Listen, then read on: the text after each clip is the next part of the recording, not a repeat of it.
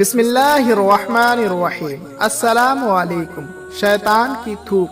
خدا نے جب حضرت آدم علیہ السلام کا پتلا مبارک تیار فرمایا تو فرشتے حضرت آدم علیہ السلام کے اس پتلے مبارک کی زیارت کرتے تھے، مگر شیطان لعین حسد کی آگ میں جل بھن گیا اور ایک مرتبہ اس مردود نے بغض و کینے میں آ کر حضرت آدم علیہ السلام کے پتلے مبارک پر تھوک دیا۔ یہ تھوک حضرت آدم علیہ السلام کے ناک مبارک کے مقام پر پڑی۔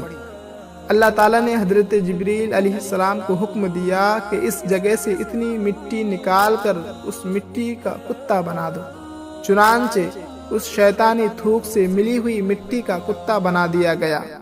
یہ کتا آدمی سے مانوس اس لیے ہے کہ مٹی حضرت آدم علیہ السلام کی ہے، اور پلید اس لیے ہے کہ تھوک شیطان کی ہے، اور رات کو جاگتا اس لیے ہے کہ ہاتھ اسے جبریل کے لگے ہیں۔ روزانہ واقعات سننے کے لیے ہمارے YouTube چینل کو ضرور سبسکرائب کریں۔